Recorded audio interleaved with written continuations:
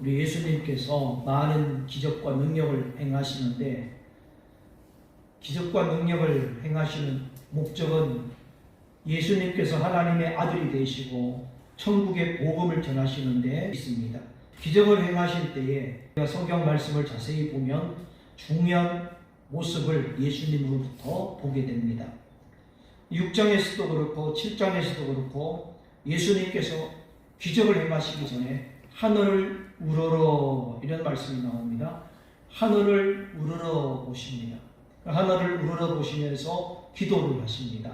예수님도 하나님의 아들이시고 하나님과 동등한 능력을 가지고 계시지만 예수님은 자신이 가지고 있는 능력으로 충분히 오병이어의 기적도 행할 수 있고 보지 못하고 말이 더듬는 사람을 고칠 수 있습니다. 그런데 예수님은 하늘을 우러러 축사하시고 오병이어의 기적을 행하시고 예수님은 하늘을 우러러 탄식하시면서 보지 못하는 사람, 말을 더듬는 사람을 고쳐주시는 것을 보게 됩니다.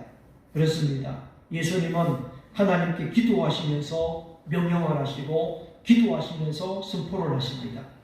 예수님은 우리의 구원자로 우리를 위해서 희생제물이 되시기 위해서 사람의 몸을 입고 오셨기 때문에 하나님이시지만 사람의 몸을 입고 있을 때는 하나님께 우러러 보시면서 기도하시면서 명령하시고 선포하십니다. 예수님은 하나님께 기도하시면서 에바다 열려라 라고 명령을 하셨습니다.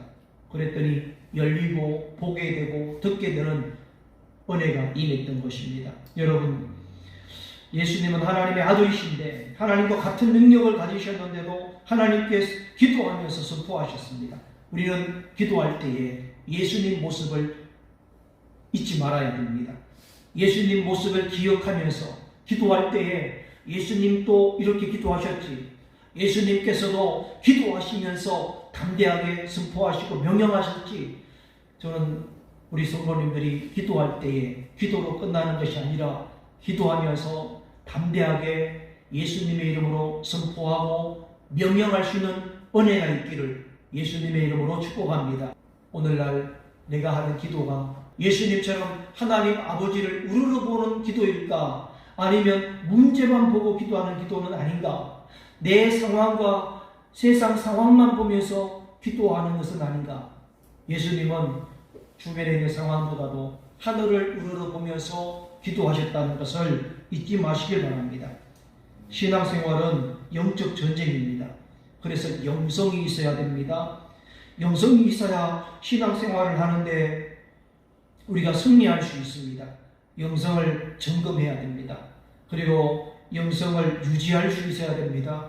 우리가 날마다 큐티를 할 때에 하나님의 말씀을 읽고 묵상하고 새기면서 그 말씀에 결단을 하고 기도할 때에 그 시간은 우리 안에 있는 잠자는 영성을 깨우는 시간입니다. 우리 안에 앉아있는 신앙을 일으키는 시간이 바로 큐티입니다. 그래서 될 수 있으면 큐티는 눈을 뜨고 아침 일찍 그 시간이 제일 좋습니다. 왜냐하면 하루 종일 영성을 가지고 이 세상을 살아야 하기 때문에 영성을 우리가 회복해야 신앙생활을 유지할 수 있기 때문에 큐티는 되도록이면 아침 일찍 눈 뜨면서 일찍 하는 것이 더 유익하다는 생각을 해봅니다. 저는 여러분들이 우리 모두가 성령으로 감동받고 선포하면서 살아갈 때에 우리 안에 있는 불신의 벽이 무너지고 우리 안에 있는 염려와 걱정의 벽도 무너지고 죄악의 벽도 왕창 무너질 것을 믿습니다. 성령의 강력한 힘이 저와 여러분 안에 있는 이 불신의 벽이 무너지게 되는데, 그리고 하나님의 나라가 우리의 심령 가운데 임하고 여호와 하나님의 이름이 우리 마음 가운데 가득하게 충만하게 되는 줄 믿습니다. 오늘 우리가 1절 말씀을 보면 그 무렵에 또 큰 무리가 있어 먹을 것이 없는지라 예수께서 제자들을 불러 이르시되, 그 무렵에, 이 무렵이 언제쯤이냐? 7장을 한번 먼저 보겠습니다. 7장 36절입니다. 예수께서 그들에게 경고하사 아무에게 이르지 말라 하시되 경고하실수록 그들이 더욱 널리 전파하시니. 이 앞전에 예수님께서 말을 듣는 사람이 있었는데 그에게 에바다 하면서 귀를 듣게 해주시고 또 말을 할 수 있도록 고쳐주시고, 그래서 그들에게 될 수 있으면 사람들에게 소문내지 말라고 이야기를 하셨는데, 그 이야기를 하면 할수록 더욱 널리 예수님의 복음이 전파되고 예수님의 이름이 널리 전파되었다는 겁니다. 여러분, 말씀의 은혜가 충만하고 하나님의 역사가 막 일어날 때에 큰 무리들이 예수님 말씀을 듣기 위해서 계속 따라다닙니다. 계속 따라다니는데 2절을 한번 보시면 예수님이 나와 함께 있는 이 무리들이 이미 사흘이 지났으나 먹을 것이 없다. 그러니까 무리들이, 많은 사람들이 예수님 곁에서 떠나지 않고 함께하고 있었습니다. 무리들이 사흘이나 예수님을 따라다녔습니다. 여러분, 이건 놀라운 일입니다. 하루도 아니고 이틀도 아닌 사흘씩이나 계속 예수님을 따라다니면서 예수님이 말씀을 가르칠 때는 말씀을 듣고, 또 예수님께서 능력을 행하실 때는 그 능력 행하시는 현장을 보면서 따라다닐 때에 사람들은 예수님이 전하시는 말씀을 듣는데 떠나지 않습니다. 말씀을 듣는데 머물러 있습니다. 말씀이 끝날 때까지 계속 사람들은 떠나지 않고 그 자리에 예수님과 함께 있었다는 것을 보여줍니다. 처음에는 예수님께서 행하시는 병든 자를 고치고 귀신을 쫓아내신다는 것이 너무 신비했기 때문에 따라다니다가, 그런데 이제는 예수님이 하시는 말씀을 듣습니다. 말씀을 들으면서 먹지도 않고 예수님께 집중해서 있다 보니까 자기 자신들이 육신의 배가 고픈지 굶고 있는지를 잊어버리고 생각도 하지 못하고 말씀에 빠져 살았던 겁니다. 여러분, 하나님의 말씀은 우리가 한번 빠지면 말할 수 없는 에너지가 나옵니다. 은혜가 나오는데, 그래서 어떤 분들은 3일 금식 기도도 하시고 일주일 금식 기도도 하시고, 그리고 더 많이도 금식 기도할 때에 다른 게 없어요. 말씀에 빠집니다. 성경 말씀, 이 성경 한 권을 펴놓고 말씀 속에 빠져서 들어가서 하나님과 함께, 예수님과 함께 할 때에 그 배고픔을 잊어버리고, 그리고 또 배고픔을 느껴질 때에도 극복하고 감당하게 되는 것을 경험하게 됩니다. 처음에 예수님이 행하시는 능력이 너무 눈에 들어오고, 그리고 예수님이 행하시는 기적이 더 좋았습니다. 그런데 이제 능력과 기적보다는 예수님이 하시는 말씀이 더 달콤한 것입니다. 말씀을 들을 때마다 너무 달고 맛있는 것입니다. 어떻게 이런 일이 일어날 수 있을까? 지금 굶고 있는 것조차도 생각하지 못하고 사흘씩이나 이렇게 있었던 이런 에너지가 어떻게 일어날 수 있었을까? 여러분, 사람은 육신의 양식이 필요합니다. 영의 양식인 하나님의 말씀 정말 중요한데, 사람은 육으로 되어 있어서 음식을 먹어야 됩니다. 음식을 먹어야 또 은혜가 될 때가 있죠. 모든 사람은 먹는 것이 가장 중요합니다. 그래서 먹는 음식을 위해서 한평생 고생하면서 삽니다. 태어나면서부터 사람은 음식이 필요합니다. 그래서 태어나면서부터 먹기 위해서 고생을 이제 시작하는 거죠. 부모님은 이제 자녀를 낳게 되고, 자녀는 먹여 살리기 위해서, 부모는 이 자식들을 먹여 살리기 위해서 고생을 합니다. 그만큼 음식이 중요하고 양식이 필요합니다. 예수님 당시에도 굶주린 사람들이 많았습니다. 옛날에 얼마나 가난한 사람들이 많았겠습니까? 특히 예수님은 또 가난한 사람들을 찾아다니시면서 복음을 전하시는 것을 알 수 있습니다. 계속 복음을 전하시는데 가난하고 그리고 굶주린 사람들 틈에 예수님이 함께 하시면서 복음을 전하십니다. 그런데 배고프고 가난한 사람들에게 양식이 중요한데 예수님이 좋아서 따라다니고 예수님을 궁금해해서 말씀을 들으니까 배가 고픈 줄도 모르고 시간이 흘렀어요. 사람은 하나님의 은혜를 받고 성령이 충만하게 되면은 시간 가는 줄 모르고 말씀을 듣게 됩니다.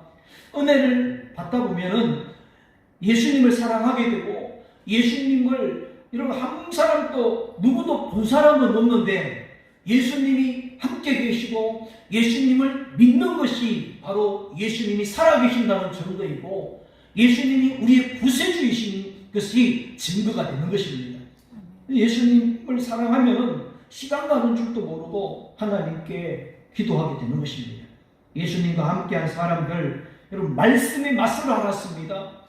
예수님이 전하시는 말씀의 맛이 있다는 것을 알았던 것입니다.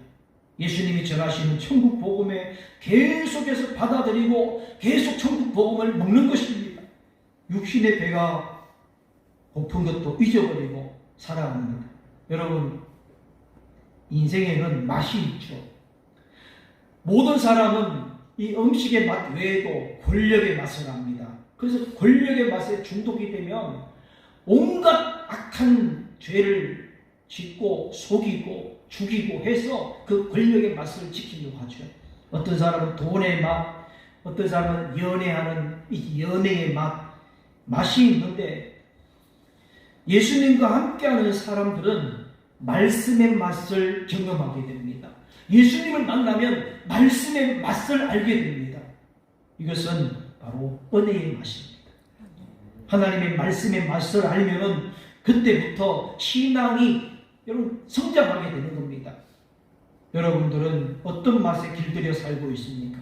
지금 여러분들을 살아가는 인생에 무슨 맛이 여러분을 주장하고 있습니까? 여러분에게 가장 중요한 맛은 하나님의 말씀이 되어야 될 줄 믿습니다. 말씀의 맛을 모르면 다른 맛을 알아도 그 맛은 여러분 죄를 짓게 하는 죄의 맛밖에 되지 않습니다. 말씀의 맛을 알아야 세상에서 살아가는 모든 맛도 말씀을 통해서 아름다운 맛이 되는 겁니다.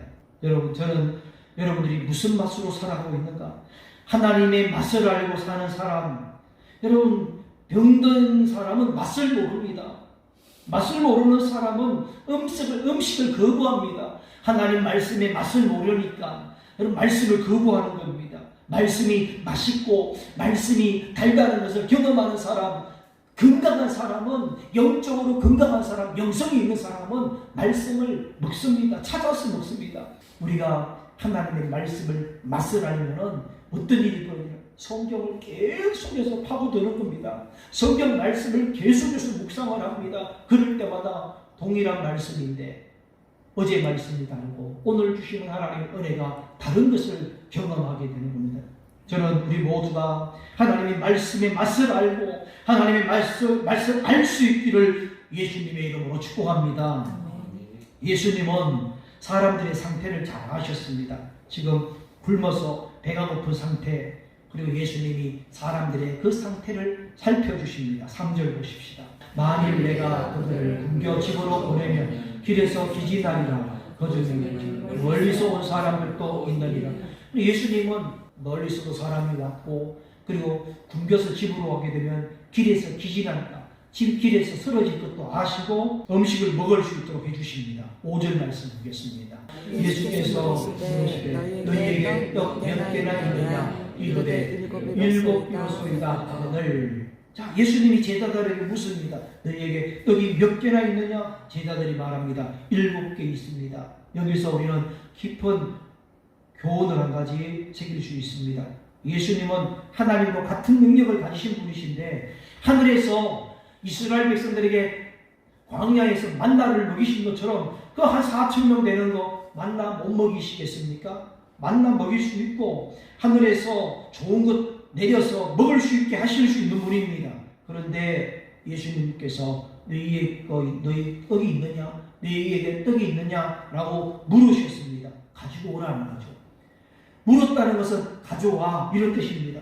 그런데 제자들에게 무엇을 가지고 있는지, 무엇을 가졌는지 너희가 가지고 있는 것 가지고 하나님의 나라와 하나님의 일을 위해서 드림에 대해서 보여주고 있는 말씀이죠. 오병이의 기적도 마찬가지입니다. 어린아이가 떡 5개, 물고기 2마리를 가지고 이 작은 드림을 통해서 감사하고 드려줬을 때에 5,000명이나 되는 남자들이 먹고 12광주리를 남긴 것, 어린아이의 드림이죠. 드림. 헌신입니다. 그래서 헌신이라고도 하고 드림이라고 합니다. 그런데 이번에는 어디서 났는지는 알 수 없지만 7개의 떡과 생선 2마리를 드림이 있었던 겁니다. 그리고 6절 말씀을 읽겠습니다. 예수께서 우리를 불쌍히 향하여 땅에 앉게 하시고 떡 7개를 가지사 축사하시고 떼어 제자들에게 주어 나누어 먹게 하시니 제자들의 무리에게 나누어 주더라. 자, 예수님께서 축사하시고 감사 기도를 하신 후에 제자들에게 주어서 무리에게 나누어 주게 하시니, 나누어 주게 하시니 작은 드림을 지금 나누게 하십니다. 아주 작은 것인데 나누라는 거예요. 작은 것을 나눕니다. 큰 것이 아니고 작은 것인데 나누는 거예요. 여기는 우리가 또 한 가지 교훈을 새기게 됩니다. 우리의 작은 드림, 오늘 저와 여러분의 작은 헌신이 있습니다. 어떤 분은 힘에 지나도록 정말로 힘겹게 드리는 분도 있어요. 정말 어려운데도 하나님 앞에 드려서 마중물과 같이 쓰이기를 원하는 드림도 있고, 또 아니면은 여러 방법으로 드리는데, 그런데 우리 이런 작은 헌신을 하나님께서 사용을 하시고 하나님이 기뻐하신다는 겁니다. 여러분은 어떤 헌신을 하실 수 있으십니까? 늘 기도하면서 저도 고민하는 문제인데, 예배 순서 맡은 분들이 어떤 마음일까? 어떤 마음일까? 예배는 하나님께 드리고 하나님이 살아계신다고 믿는다면, 하나님을 경배한다면 과연 어떤 예배로 순서를 준비할까? 아마 경험해 보셨겠지만 처음 할 때는 두렵고 떨리고 처음에는 막 잠도 못 자고 준비하다가 이게 시간이 가니까 중요한 예배에 너무 인간적으로 생각해 볼 때가 많습니다. 떡 7개, 생선 2개, 4,000명이 먹는 놀라운 도구였고 역할인 것을 기억한다면, 우리가 하는 모든 작은 이 드림이, 작은 섬김이 하나님이 받으시고, 그리고 모든 성도들이 함께 주님께 영광이 될 수 있는 시간이 된다는 겁니다. 어떤 사람들은 이 7병의 기적이 마가복음 6장에 나오는 5병의 기적과 다른 각도에서 보았고, 그래서 7병이었냐 5병이었냐 하는 것은 기록한 것이 다를 뿐이지, 이 2개의 이야기는 한 사건을 다른 방향에서 보았기 때문에 그렇다. 한 번 있었지 2번 아니다, 이렇게 이야기하는 것도 있습니다. 그런데 성경에서 예수님도 분명히 말씀을 하십니다. 2개의 기적이었어요. 2번의 기적이 있었고 다른 것이 아닙니다. 한번 18절부터 볼까요? 예수님이 뭐라고 말씀하십니까? 너희가 눈이 있어도 보지 못하고 귀가 있어도 듣지 못하느냐, 또 기억하지 못하느냐 하면서 19절 20절 같이 읽겠습니다. 내가 떡 5개를 5,000명에게 떼어줄 때에 아버님을 거두었느냐, 이르되 12이다. 또 7개를 4,000명에게 떼어줄 때 조각 몇 방울을 거두었느냐, 이르되 7이다. 그러니까 떡 5개, 떡 7개, 5,000명이 먹고 4,000명이 먹고, 그리고 또 말씀을 비유해 보면 위치도 다릅니다. 지역도 달라요. 그리고 5병이어 떡 5개 먹을 때는 유대인들에게, 그리고 7개 먹을 때는 이방 땅에서, 그리고 또 5병이어 기적은 푸른 잔디밭에서, 그런데 또 7병이어 기적은 땅에서. 땅이나 잔디밭이나 똑같지 않느냐? 이스라엘 땅은 다릅니다. 왜 다르냐? 푸른 잔디밭은 비가 내리는 이 봄에 잔디밭이 구성이 되고, 그 다음에 이제 비가 안 오는 가뭄이 될 때 여름 되면서 이제 가을이 가까우면서 늦은 비가 오기 전에는 땅이 다 말라갖고 땅이 되는 겁니다. 그러니까 시기도 다릅니다. 2개의 사건은 완전히 다르죠. 그런데 이런 놀라운 기적을 평생에 한 번 경험할까 말까 한데, 제자들은 2번씩이나 경험을 했어요. 2번씩이나 예수님께서 말씀하시는데 나누어 주라. 6장 14절 볼까요? 이게 이제 5병이어 기적입니다. 같이 읽겠습니다. 예수께서 떡 5개와 물고기 2마리를 가지사 하늘을 우러러 축사하시고 떡을 떼어 제자들에게 주어 사람에게 나누어 주게 하시고, 또 물고기 2마리도 모든 사람에게 나누어 주게 하시고, 제자들이 지금 나누어 주라, 나누어 주게 하시고, 이 경험을 계속 2번이나 하고 있습니다. 예수님은 한 번 기적으로 끝나는 분이 아닙니다. 우리가 한 끼 잘 먹는다고 해서 영원히 잘 사는 것이 아닙니다. 우리는 계속해서 먹을 것이 필요합니다. 돈이 생겨야 되고 병을 이길 수 있어야 되고 힘이 생겨야 살 수 있습니다. 그런데 예수님은 이 비밀을 보여주시는데 어떤 비밀이냐? 나누어 주게 하시고입니다. 여러분 5병이요 7병이요 기적은 2번 있었지만은 그러나 우리가 나누어 주게 하시는 나누어 줌으로 인해서 우리는 날마다 계속 잘 먹는 삶을 살 수 있게 풍성하게 먹는 삶을 살게 되는 것입니다. 가난한 사람도 여러분 사실 돌아보면 먹을 것이 있습니다. 아무리 부자고 잘 먹는 사람도 사실 돌아보면은 그냥 하루 3끼 먹는 겁니다. 그런데 나누어 주게 하시는데 언제 나누어 주게 하셨느냐면 극한 상황일 때입니다. 극한 상황일 때 나누어 주게 하심으로 역사하셨다는 것을 보게 됩니다. 극한 상황, 굶주리고 먹을 것이 없고 작은 내림밖에 없지만 그 극한 상황에서 우리는 언제 나누어 주느냐? 주님이 언제 나누어 주게 하셨느냐? 극한 상황일 때에 말씀을 순종할 때에 이렇게 놀라운 역사가 살아나는 것을 보게 됩니다. 여러분 어떻습니까? 여러분들에게 극한 상황입니까? 그때 말씀을 믿고 순종할 때이다는 것을 떠올리시기 바랍니다. 극한 상황일 때 주님 말씀하시면 내가 이제 순종할 때가 되었군요. 순종의 때인 것을 기억할 수 있기를 축복합니다. 예수님께서 나누어 주게 하실 때에 그때가 언제입니까? 불가능할 때 정말 작은 헌신을 나누어 주게 하셨어요. 제자들은 순종했습니다. 순종할 때에 여러분 그런데 이를 순종할 때에 하나님의 말씀이 살아나면서 기적이 일어나게 되는 겁니다. 그리고 하나님 나라는 모든 것이 준비되어져 있어요. 먹을 것도 무진장 준비되어져 있습니다. 지금 우리 눈에는 공허해 보이고 아무 맛도 없는 세상 같고 예수님이 하시는 말씀이 희미하게 들리고 무슨 말씀인지도 모르겠고 기독교가 이 세상에서 아무것도 아닌 것처럼 보이지만 그런데 여러분 오늘 바로 저와 여러분의 옆에는 엄청난 하나님의 나라가 가까이 와 있다는 것을 여러분 깨달아야 됩니다. 지금 하나님의 나라가 우리 앞에 지금 바로 눈앞에 와 있는 시대입니다. 많은 신학자들 그리고 여러분 성경 연구가들이 제 세상의 종말은 이제 9초 앞으로 돌아왔다. 10분이 된 것이 이제 9초 남았다는 거예요. 어떻게 주님이 재림하실지 알 수 없지만 저와 여러분들이 느낍니다. 분명히 알고 있습니다.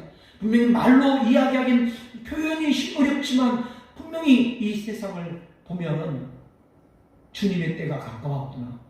우리 주님이 곧 오시겠구나 라고 하는 그런 마음의 감동이 일어날 때가 있습니다. 안타까운 것은 인간의 본성이 죄고 죄는 여전히 오늘 우리가 가지고 있는 하나님과 우리 사이를 가리고 있다는 겁니다. 죄는 하나님을 가려버리고 세상을 보게 합니다. 세상의 일을 보게 하고 세상의 일들을 할 수 있도록 하나님과의 관계는 멀어지게 만들고 있다는 것입니다. 그래서 예수님은 말씀하십니다. 도적같이 오신다고 말씀하십니다. 예수님 주변에 이렇게 5병이요 7병이요 병든 자를 고치고 귀신을 쫓아내는 역사를 수천 번 수백 번 보여주지만 그런데 믿지 못하는 바리새인들은 예수님을 계속해서 힐난합니다. 예수님을 힐난하면서 떠보면서 하늘의 표적을 보여라. 12절 같이 읽겠습니다.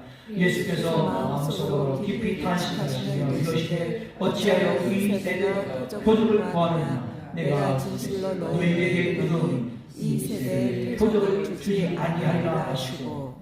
그러니까 탄식하면서 어찌하여 표적을 구하느냐. 이 시대에 대해는 표적을 주지 않겠다고 말씀을 하십니다. 이렇게 말씀하신 것이 11절 말씀 한번 보겠습니다. 같이 읽습니다. 바리새인들이 나와서 예수를 힐난하며 그를 시험하여 하늘로부터 오는 표적을 구하거든. 그리고 예수님을 막 시비 건다는 거예요. 힐난하다. 시비 걸면서 예수님을 떠보면서 믿으려고 하지 않습니다. 믿으려고 하지 않고 표적을 구하는데 하늘로부터 오는 표적을 구하고 있습니다. 이게 무슨 말이냐면 엘리야가 기도할 때 하늘에서 불이 떨어졌잖아요. 이런 기적을 행하라는 겁니다. 여호수아 10장에 나오는 그 표적, 해가 멈추는 표적 너 한번 해봐. 예수님 당신 해보세요. 히스기야가 기도했을 때 태양이 10도나 물러가는 이런 하늘의 표적, 이거 하라는 거죠. 지금까지 예수님께서 보여주신 표적만 해도 차고 넘치는데 여러분 이 표적을 보여준다고 해도 믿지 못하고 깨닫지 못하는 것, 그것은 바로 사람들의 오만함과 고집과 교만함과 불신앙 때문에 하나님의 말씀에 귀를 닫고 있기 때문입니다. 여러분, 저는 여러분들이 하나님이 주시는 모든 말씀에 귀가 열려있기를 축복합니다. 좋은 말씀뿐만 아니라 여러분을 책망하는 말씀, 여러분들 가르치기 위해서 때로는 경고하는 말씀도 귀가 열려 있어야 됩니다. 이러한 불신앙을 보아도 보지 못하게 만들고 들어도 깨닫지 못하게 하는 이 불신앙은 여러분 성경을 믿지 못하기 때문입니다. 여러분 주변에 어떻습니까? 불신앙의 사람들이 있습니까? 불신앙의 모습은 없습니까? 바리새인들처럼 예수님을 비난하고 예수님을 믿는 사람들 여러분 또 비난을 합니까? 그들은 늘 말합니다. 예수 믿는 사람들은 더 큰 사랑이 필요해. 더 큰 사랑을 한번 보여봐. 더 큰 사랑을 왜 안 보여? 여러분, 그런데 이미 불신앙을 가진 사람은 더 큰 사랑을 보여줘도 그들은 그 사랑을 인정하지 않을 뿐더러 믿으려고 하지도 않을 것입니다. 그래서 예수님은 말씀하시는 겁니다. 표적을 보여주지 않겠다는 겁니다. 더 이상 사랑을 보여주지 않겠다는 겁니다. 예수님의 십자가 사랑보다 더 큰 사랑이 어디 있냐는 것입니다. 그래서 예수님은 요나의 표적 외에는 말할 것이 없다는 겁니다. 예수님의 십자가 사랑, 십자가에 죽으시는 그 사랑만큼 더 큰 사랑이 어디 있느냐? 십자가의 사랑을 보여줘도 믿지 못하는데 십자가의 사랑을 너에게 주어도 너는 받아들이지 않는데 무엇을 더 요구하느냐? 세상 사람들은 십자가 사랑보다도 더 큰 사랑을 요구하고 있습니다. 더 큰 불신이 세상에 지금 가득하고 있고 더 큰 죄악이 하나님의 사랑을 거절하고 있습니다. 예수님 말씀하십니다. 보여줄 게 없다. 보여줄 게 없다고 말씀하십니다. 예수님은 하나님의 아들로서 피를 뿌리는 사랑을 보여주셨는데 피 뿌리는 사랑도 거절하였다면 십자가 사랑만 있을 뿐이라는 거예요. 십자가 사랑만 있을 뿐인데 피 뿌리는 사랑밖에 없다는 것을 말씀하십니다. 여러분, 핑계하는 믿음은 아닙니까? 여러분, 하나님의 사랑을 요구하고 표적만, 기적만 바라는 것은 아니십니까? 요즘 시대는 불신의 시대입니다. 불순종의 시대입니다. 그러나 오늘 저와 여러분들이 작은 드림이 있고 작은 헌신이 있고 그래서 하나님의 손에서 수천만 명에게 생명을 나누는 헌신이 된다는 것을 우리가 기억한다면 우리가 지고 있는 작은 십자가 그리고 또 드리는 작은 헌신, 작은 드림 나누어 주게 하시는 하나님의 말씀에 귀를 기울여서 우리의 드림이 그리고 십자가의 사랑으로 깊이 멀리 전파되기를 간절히 깊이 한번 새겨봅니다. 저와 여러분의 신앙이 십자가 사랑에 예수님의 사랑, 이보다 더 큰 사랑을 이제는 보여줄 수 없기에 이제는 보여주지 않겠다고 하신 예수님의 마음을 새기시면서 이번 한 주간도 승리할 수 있기를 예수님의 이름으로 축복합니다.